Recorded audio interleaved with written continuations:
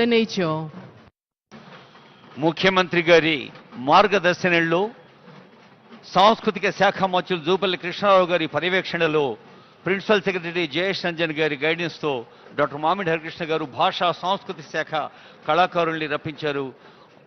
ఒగుడోళ్ళు, ఘటకోల విన్యాసం, గుస్సాడి, బంజారా, రాజనడోలు, మౌథ్రి, దప్పులు, ధింస, బైండ్ల జమికలు, బోనాట కోలాటం, కొమ్ముకోయ కళాకారులందరికీ శుభాకాంక్షలు, నమస్సులు.